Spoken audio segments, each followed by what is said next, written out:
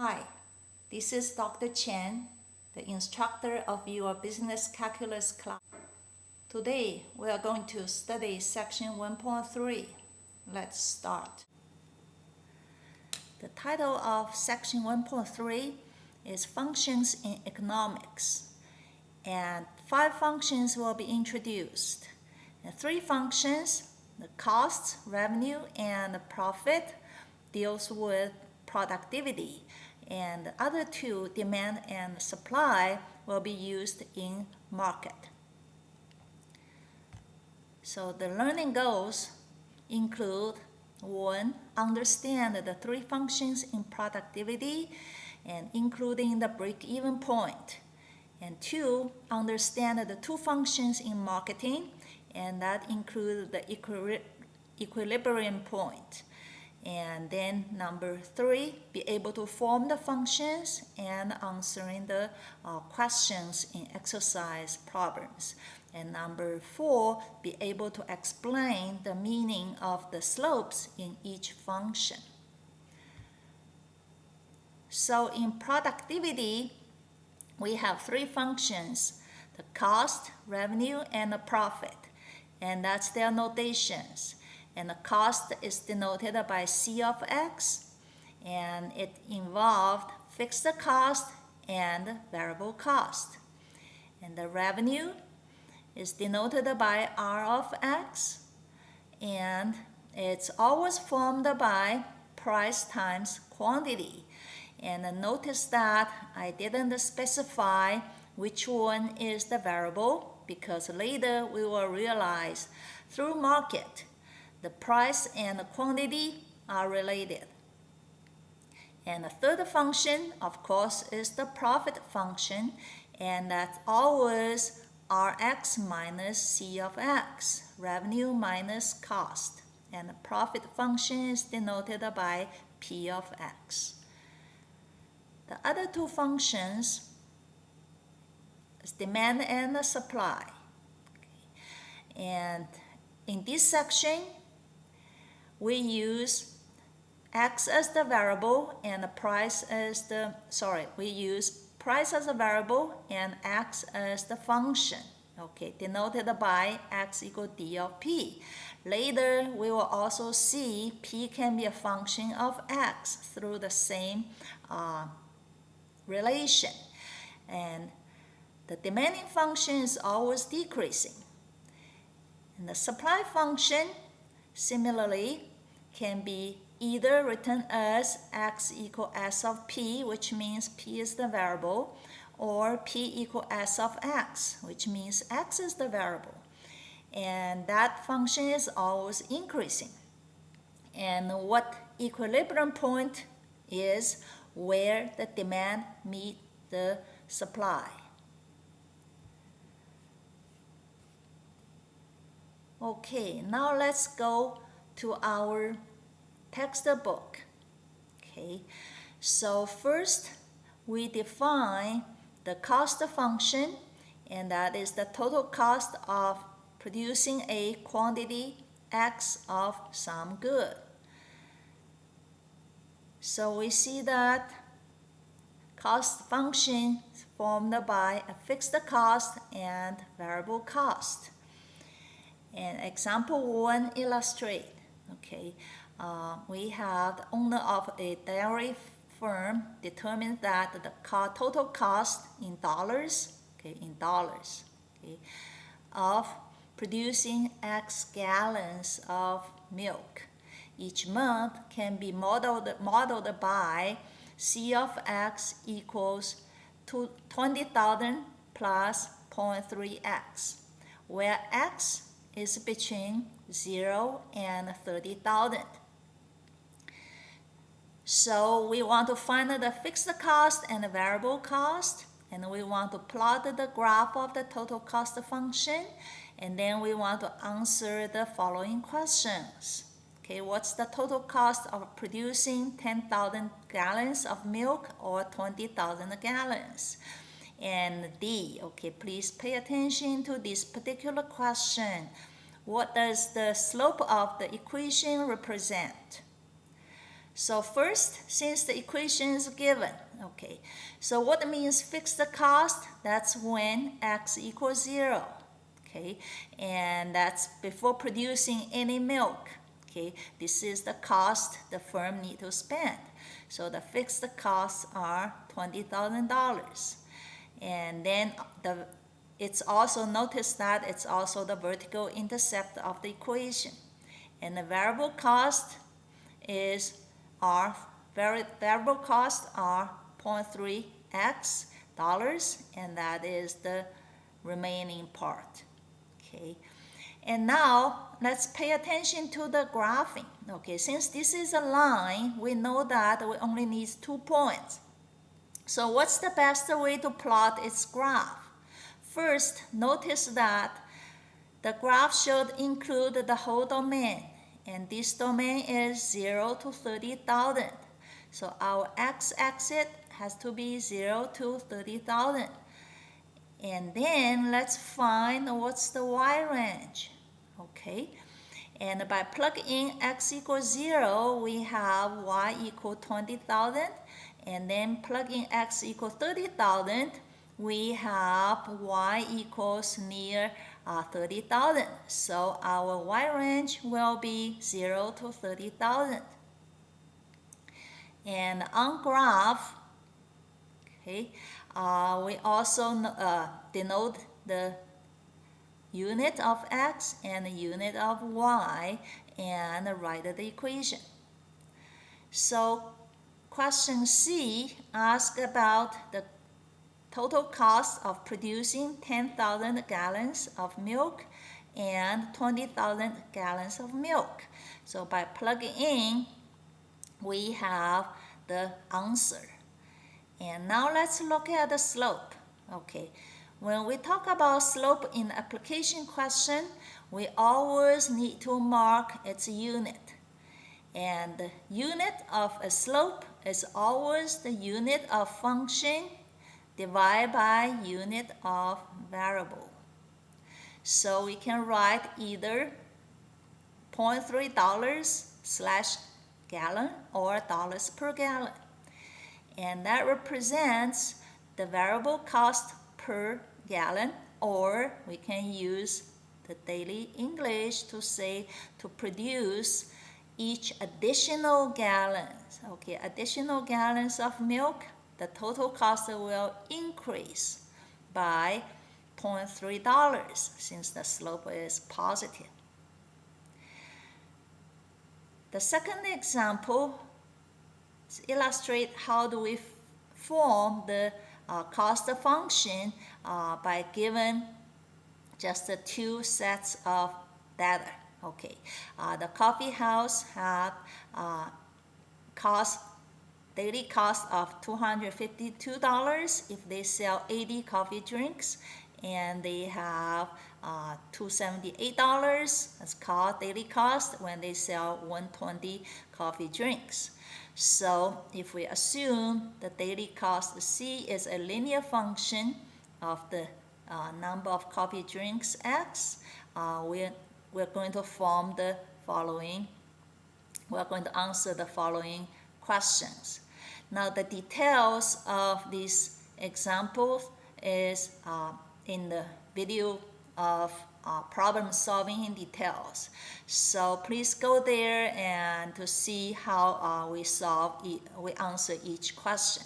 And we're going to go to the next topic of total revenue function.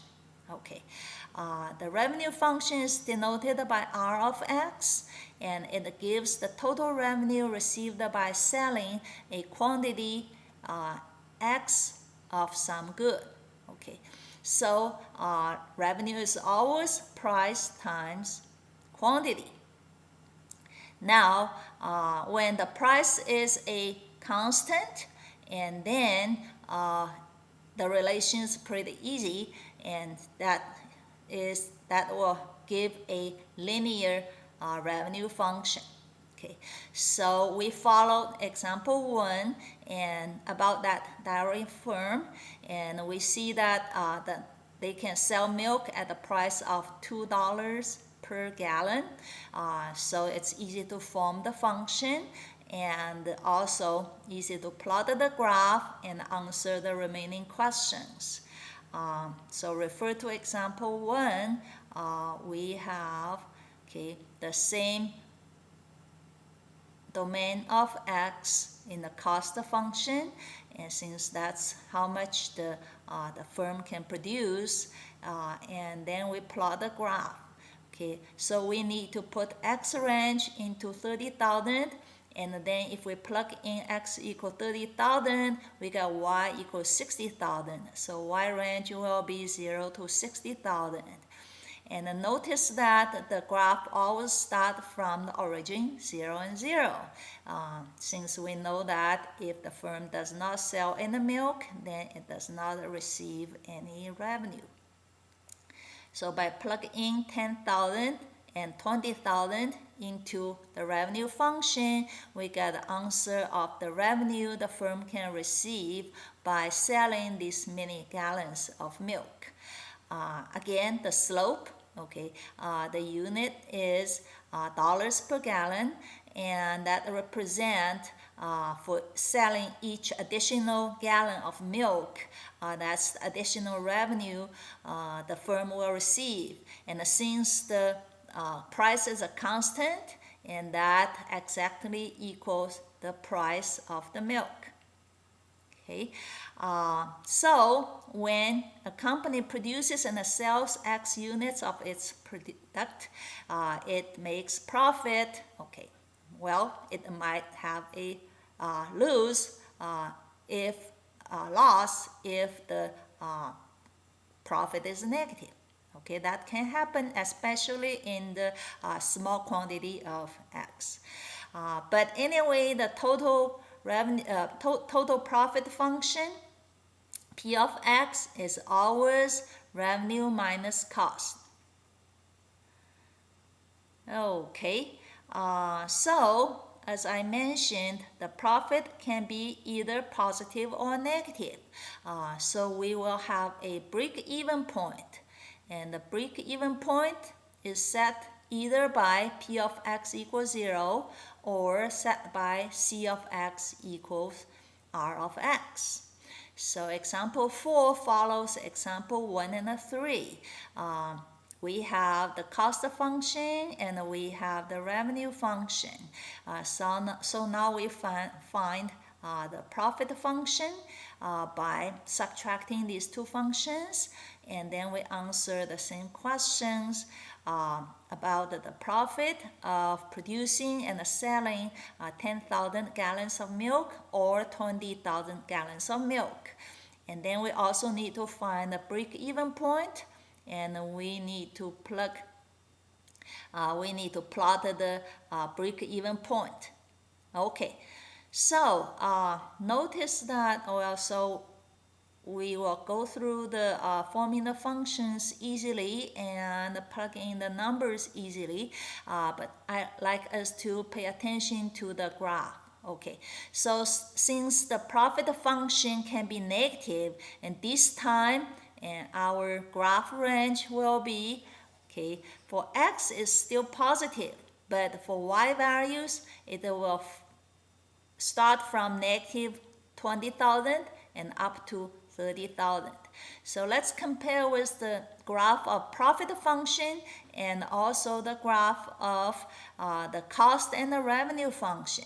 And you realize the profit function can have negative Y values, but cost and the revenue function, both X values and the Y values are all positive.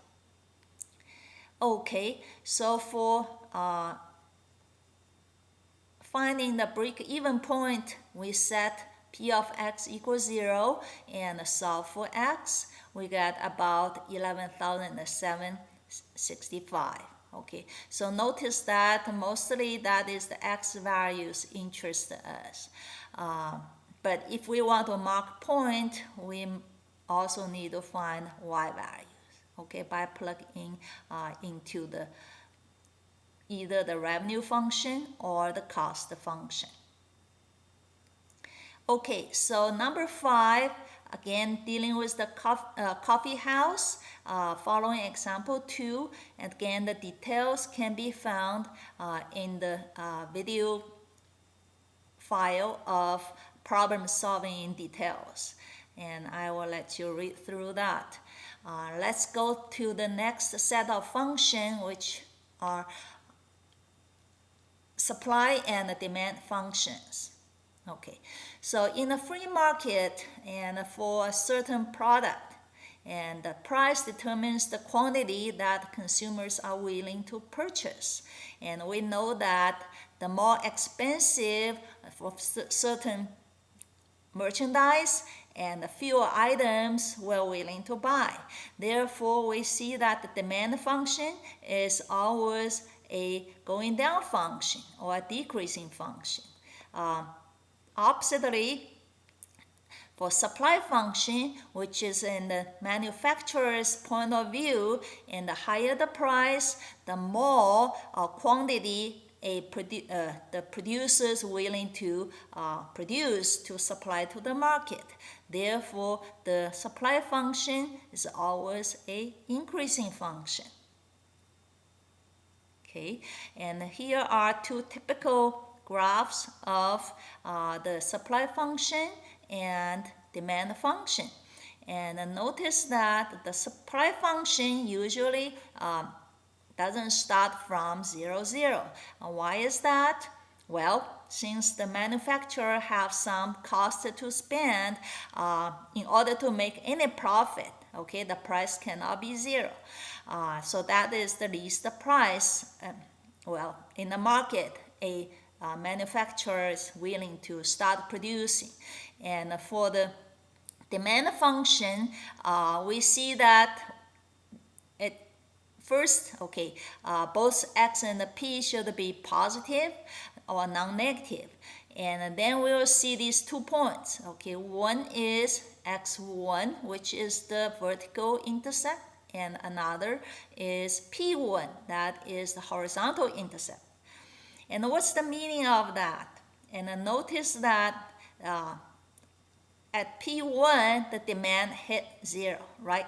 So that means that's the highest price in the market which can have any sales of that certain item.